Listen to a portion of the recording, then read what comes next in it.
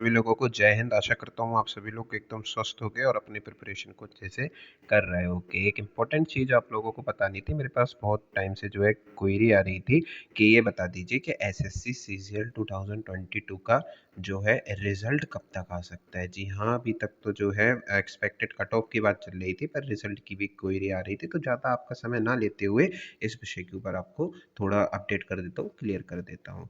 आप सभी लोग जानते हैं कि जिस प्रकार से आप लोगों को पता है कि 14 मार्च को जो है आपके आंसर की रिलीज़ की गई थी और 17 मार्च तक आप लोग इस आंसर की को जो है देख सकते थे, ठीक है ना? आप लोग 17 मार्च तक इस आंसर की को देख सकते थे और इसके लिए जो भी आपको ऐसा लग रहा था कि जो क्वेश्चंस जो है वो रॉन्ग है, उसके ऊपर आप अपनी रिप्रेजेंटेशन लगा सकते थे।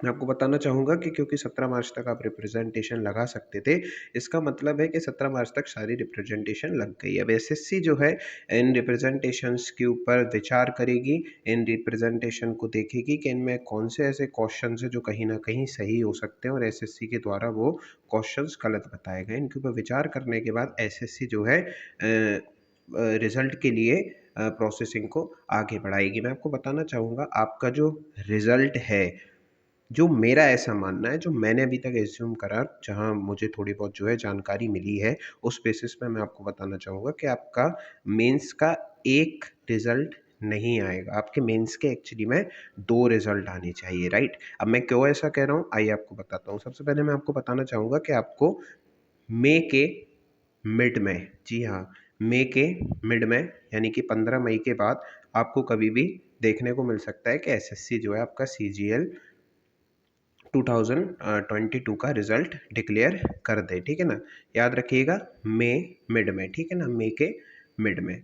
अब मैं आपको बताना चाहूँगा कि इस रिजल्ट में जो मई के मिड में एसएससी अपना सीजीएल 2022 का रिजल्ट देगा, इस रिजल्ट में मेरा ऐसा मानना है कि एसएससी जितनी भी पोस्ट है उसके सापेक्ष करीब 2 टाइम्स बच्चों को बुलाएगा। जैसे कि आपको पता है कि 39,000 के लगभग जो है आपकी पोस्ट है, तो एसएससी करीब 80 के लगभग यानी कि 80,000 के लगभग जो है स्टूडेंट को इस रिजल्ट में पास कराएगा। अब ये जो 80 के यानी कि 80,000 स्टूडेंट पास हो गए, इन 80,000 स्टूडेंट से इन 80 के 80,000 स्टूडेंट से एसएससी जो है वो पोस्ट प्रेफरेंस मांगेगा। जी हाँ, इन 80,000 जो स्टूडेंट्स हैं एसएससी उनकी पोस्ट प्रेफरेंस मांगेगा। ये लोग जो पोस्ट प्रेफरेंस देंगे उसके आधार पर जो है एसएससी एक फाइनल रिजल्ट तैयार करेगा। जैसा कि मैंने आपको बताया कि मई के मिड में आपको ये पहला वाला रिजल्ट देखने को मिलेगा। इसके बाद एसएससी पोस्ट प्रेफरेंस लेगा,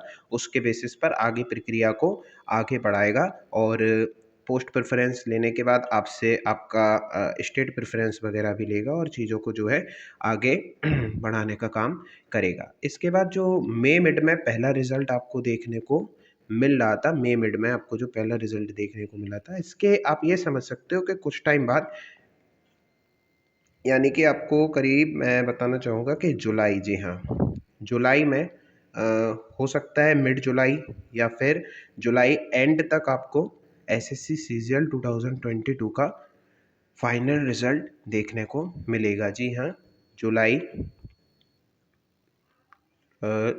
एंड तक समझ लीजिए आप, जुलाई एंड में आपको फाइनल रिजल्ट देखने को मिलेगा, जिसमें आपको आपकी पोस्ट पता चल जाएगी और साथ में और अन्य जानकारी भी जो फाइनल रिजल्ट में जो भी होती है वो सब आपको प्रोवाइड कर दी जाएगी, बता दी जाएगी। तो ये मेरा ऐसा मानना है कि इस प्रकार से जो प्रक्रिया आगे चलेगी। 2 रिजल्ट आएंगे, एक मई मिड में, उसके बाद पोस्ट प्रेफरेंस मांगी जाएगी और आपका स्टेट वगैरह देखा जाएगा। इसके बाद जुलाई एंड तक जो है आप समझ सकते हैं कि जुलाई एंड में जो है फाइनल रिजल्ट आपको देखने को मिलेगा। साथ ही मैं आपको एक और चीज़ बताना चाहूँगा कि परेशान होने की आपको ज़रूरत नहीं है। अगर आप अनरिज़र्व्ड में 260 भी स्कोर कर रहे हैं, 260 तक स्कोर कर रहे हैं, तो मैं ऐसा मानता हूँ कि आप सेफ़ हैं।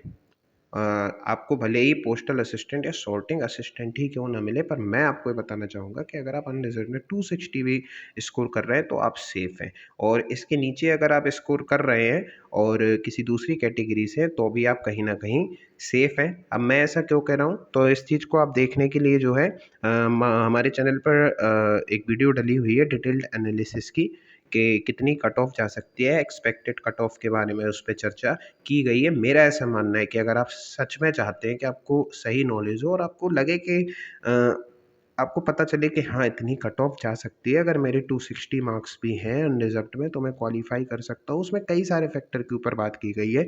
तो मेरा ऐसा मानना है आपको एक बार वो वीडियो ज़रूर देखनी चाहिए, क्योंकि उस वीडियो बहुत ज़्यादा इन्फॉर्मेशन आपको प्रोवाइड की गई है। इस वीडियो के डिस्क्रिप्शन में मैं उस वीडियो का भी लिंक डाल दूँगा, जिससे आप एक हद तक आपको ये चीज़ सिक्योर हो सके, आपके दिमाग में ये चीज़ आपको समझ में आ सके कि अगर आप अनरिज़र्व्ड में 260 भी स्कोर कर रहे हैं तो आप सेफ़ हैं।